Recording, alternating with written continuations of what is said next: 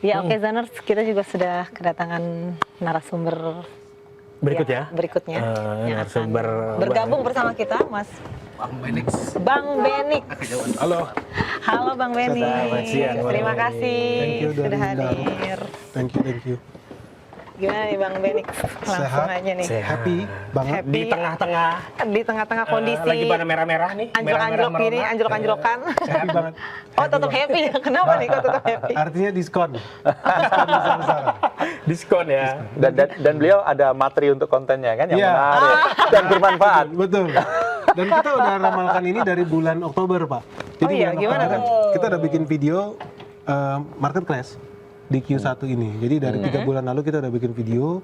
Targetnya itu sebetulnya bisa sampai 5 hari berturut-turut seharusnya. Karena ada 2 paket nih buat crash. Paket pertama itu outflow asing itu sampai 39 triliun. Paket 2 itu sekitar 131 triliun bulan Mei. Kalau bulan Mei kita nggak bisa achieve target MSCI. Jadi kita happy lah. Karena berjalan sesuai dengan rencana gitu. Mungkin sebelumnya aku juga mau memperkenalkan Mas Benik ini adalah investor CEO of Investor of Benix.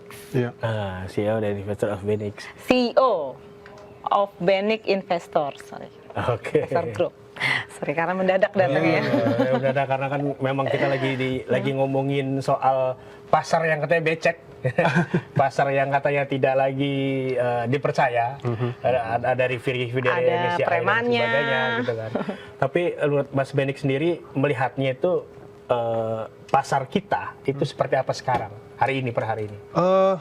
Ya menurut saya pasar kita tetap seksi, emerging market is always seksi. Dan MSCI juga mungkin banyak orang yang sebel sama mereka. Saya termasuk yang Iya. seneng. Oh, Karena ini momen untuk Seneng ya, bersih-bersih. Mas Benik. Itu dia, kita digoyang-goyang katanya. Iya, buat perbaikan. Jadi Ada hikmahnya. ada hikmahnya. Karena jujur-jujur aja kan banyak memang IPO perusahaan menurut saya pun nggak layak IPO, bisnisnya nggak jelas, Iya, tapi kok bisa listing gitu kan. Banyak lah gitu loh. Misalkan ada juga kemarin yang ngefans, mungkin fansnya OJK gitu ya, sebel banget karena dirubah strukturnya. Tapi saya pikir saya seneng.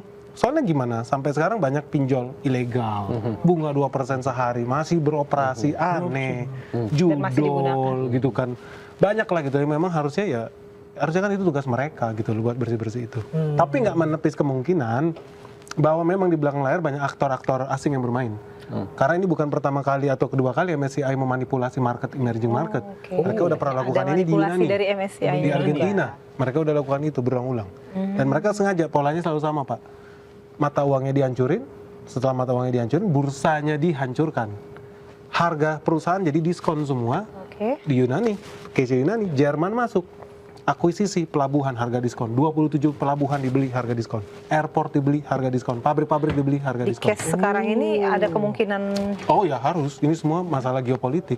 Jadi ada istilahnya tuh antek asing ya ikut juga betul. Oh ya betul, dan memang mereka yang bikin crash kan memang faktanya kan juga begitu. So ini logis lah gitu. Dan mereka nggak suka dengan kita yang kita mau bikin Indonesia jadi lebih baik. Banyak yang nggak suka juga. Dan itu normal gitu. Mereka harus lakukan dan pertahankan status quo. Ya itu normal. jadi ada dugaan permainan juga Kalau ya. melihat dari MSCI. perbaikan yang dilakukan pemerintah sekarang, menurut Mas Benik udah tepat sasaran? Menurut saya tepat sasaran. Menurut saya kalau dibikin free flow jadi lebih Ya, besar, itu jadi lebih bagus. Pertanyaannya ketika free flow dibuka, ada nggak dana yang bisa ambil? Iya, dari 7,5 ke 15 katanya. Ya. Betul. Pemerintah udah siapin, ada namanya Danantara. Iya. Gitu loh. Jadi saya kadang-kadang amazed juga, hebat juga ya pemerintah berani gitu ya melakukan perlawanan terhadap yang di sana. Seru lah. Tapi tadi juga bahas Mas Wija juga, kemarin tadi bahasnya bilangnya ini bukan soal nominal tadi, bukan soal ada yang beli atau enggak, tapi kepercayaan publik. Kepercayaan. Termasuk kepercayaan dari investor di luar. Menjaga kepercayaan itu kayak gimana kalau menurut Mas Benik? Ya mau nggak mau kita lakukan transparansi, harus bikin lebih akuntabel, harus Tadi ada ada penegakan sejalan hukum. tadi ya. Menurut saya agak konyol, kayak SEC di Amerika Serikat tiap tahun ada ratusan direktur masuk penjara gitu loh, karena laporan Kita keuangan perlu dimanipulasi. sefrontal itu. Harus dong, biar orang pede buat invest. Karena agak konyol di Indonesia, mohon maaf, investor Indonesia yang punya RDN jumlahnya nggak nyampe 20 juta orang. Konyol banget. Tapi yang punya kripto, Pak, hampir 50 juta orang. Iya, Nah, kripto kok jadi aset kelas yang absurd kayak kripto bisa punya investor lebih banyak dibanding saham? kan nggak jelas, gue nggak bisa terima gitu. Kita pengen kita kayak negara maju, lebih dari 50% penduduk kita 100 juta orang minimum punya RDN.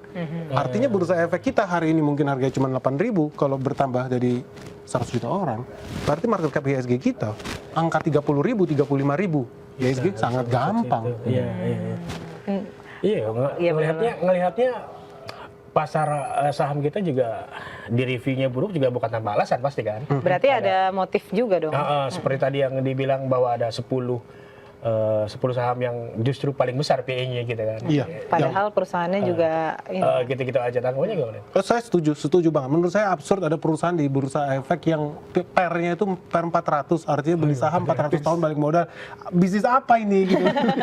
400 tahun balik modal. Kayaknya lebih cepat kereta cepat Bandung tuh buat balik modal dibanding PER 400. Nvidia aja nggak sampai 400 bayangin. 30, 50-an gitu Iya, ya. absurd banget gitu loh. Jadi ya saya seneng, jadi lebih sehat lah. Masa sih kita punya perusahaan yang lebih canggih dibanding perusahaan semiconductor nomor 1 di dunia gitu, sehingga bisa divaluasi setinggi itu? Enggak lah. Tapi ya udahlah. What has been done udah selesai, terjadi, tinggal kita lapihin sesuai dengan deadline-nya MSCI. Yang jadi pertanyaan, kalau kita udah penuhi semua request mereka, Yes. ada jaminan nggak Yes, Nah, itu. itu dia. kita nggak di downgrade? Yang udah kejadian di Yunani, walaupun mereka memenuhi apa yang diminta MSCI, tetap dihancurin. Ya tadi juga siapa? Terus gimana tuh untuk menyikapi Rusia sampai dibekukan ketidakpastian? gitu loh. Dan ini memang yang kita sedang hadapi ini, kalau saya suka bilang itu invisible hand. Orang selalu berkutat soal, mohon maaf, oh mereka punya requirement ini, kamu harus penuhi ketentuan ini, kayak ngerjain PR lah dari MSCI ya. Orang nggak pernah berpikir agendanya apa dan kenapa harus sekarang, kenapa nggak tanggal 14 Februari pas Valentine? Pas Valentine. Ya, lebih seksi. Kita udah bikin Harga hitungan. coklat naik nanti. Harga coklat naik. Karena kita udah bikin hitungan harus crash di Q1. Videonya ada di YouTube kita bulan Oktober tahun lalu. IHSG wajib crash Q1, wajib. Kenapa tuh Tapi kenapa analisisnya? harus tanggal Why? ini? Yes, why? Pertanyaannya adalah, pernah nggak investigasi siapa pemiliknya MSCI? Ternyata pemilik MSCI sama dengan pemilik bank sentral yang ada di seluruh dunia. Pemilik MSCI itu ada Citibank, ada Wells Fargo, ada JP Morgan. Oke. That's the owner of MSCI. So mereka ada kepentingan bisnis nggak ya? Pasti. MSCI ini bukan badan amal, bukan yayasan panti asuhan. No, mereka for profit company, harus cetak duit. Buat siapa? JP Morgan and the gang. So yang harus dilihat sama pemerintah sekarang, dan gue yakin mereka juga ada tim intelijen sendiri. Oh, sebetulnya yang kita lihat sebagai manusia awam, soal 7,5%, soal 15%, itu yang di depan mata kan. Yang di belakang mata, mereka harus lihat apa kepentingan dari invisible hand pemiliknya Citibank dan kawan-kawan. Karena kan MSCI sendiri tadi juga dibahas di awal podcast sebagai pemberi review. Kalau pemberi reviewnya aja ada invisible hand yang seperti Mas Menix lihat, itu kayak gimana? Harus dipertanyakan independensinya.